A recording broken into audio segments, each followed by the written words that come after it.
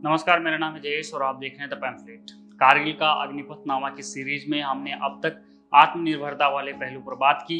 आज बात करेंगे कारगिल रिव्यू कमेटी को यह सुझाव क्यों देना पड़ा कि भारतीय मीडिया को वॉर कॉरेस्पॉन्डेंट कोर्स का लाभ उठाना चाहिए। भारत का पहला टेलीविजन वॉर यानी कारगिल युद्ध।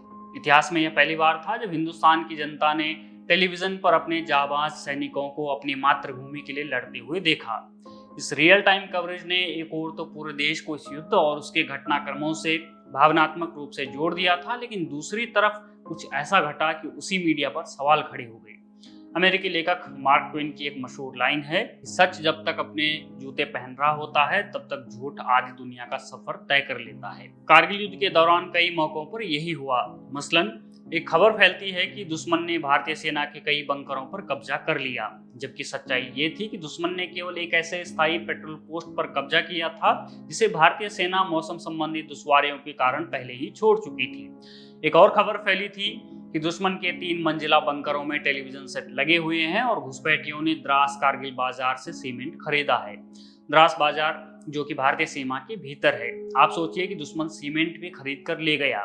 इस खबर ने उस समय कितना आतंक मचाया होगा। ये घटनाएं इस बात की तस्दीक करती हैं कि भारतीय मीडिया राष्ट्रीय सुरक्षा और स्ट्रेटेजिक कम्युनिकेशन यानी रणनीतिक संचार के प्रति किस कदर अनभिज्ञ था। भारतीय मीडिया के एक हिस्से ने तो इस युद्ध को मीडिया इवेंट में तब्दील करने की कोशिश की और इसका प्रसारण भारत पाकिस्तान क्रिकेट मैच की तर्ज पर किया। कारगिल रिव्यू कमेटी ने अपने विश्लेषण में पाया कुछ अपवादों को छोड़कर अधिकांश मीडिया कर्मियों को सैन्य मामलों और वॉर रिपोर्टिंग का कोई अनुभव नहीं था। इस कारण बहुत सारी ऐसी गलत खबरों ने जन्म लिया जो भारतीय सेना के साथ साथ राष्ट्रीय मनोबल को प्रभावित करने वाली थी। कारगिल युद्ध से पहले तत्कालीन सेना प्रमुख वीपी मलिक पोलैंड और चेक गणराज्य की आधिकारिक यात्रा पर थे। लगभग उसी समय उत्तरी सेना कमांडर भी पुणे गए।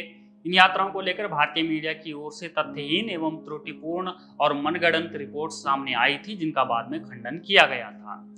कारगिल रिव्यू कमेटी ने इस बात की तरफ संकेत किया कि युद्ध या छद्म युद्ध यानी प्रॉक्सी वॉर से सिविल सोसाइटी भी अछूती नहीं रह सकती। ऐसे में मानवाधिकार, मौतें, संपत्ति का नुकसान और शरणार्थी समस्याएं पैदा होती हैं।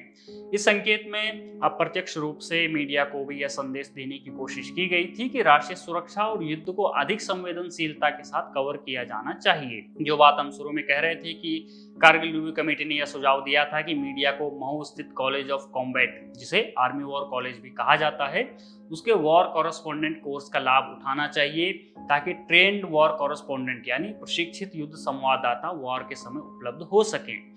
हालांकि 2001 में भारतीय संसद पर हुए हमले और 2008 में हुए मुंबई हमलों का मीडिया कवरेज ये स्पष्ट करता है कि भारतीय मीडिया ऐसे निर्णायक मौकों पर न तो राष्ट्रीय सुरक्षा को अपनी प्राथमिकता बना सका है और न ही युद्ध काल की मीडिया नैतिकता के नए मापदंडों को गढ़ सका है। कारगिल युद्ध के बाद हमने ये जाना कि युद्ध में इंफॉर्मेशन और कम्युनिकेशन का महत्व और भी अधिक बढ़ा है। इससे भी एक कदम आगे की बात करें तो अब हाइब्रिड वॉरफेयर जैसी पूरी तरह सूचना और संचार केंद्रित युद्ध शैलियां अस्तित्व में आ गई हैं।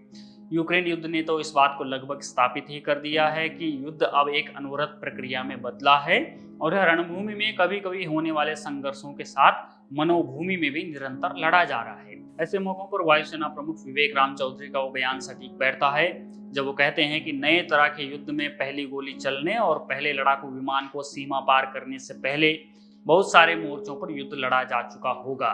वो ये भी कहते हैं कि नए तरह के युद्ध में दुश्मन को क्षति पहुंचाने के लिए सूचना क्षेत्र में गढ़े गए सुनियोजित आख्यान, अंग्रेजी में कहें तो वेल प्लान्ड नैरेटिव्स का विध्वंसकारी प्रभाव हो सकता है।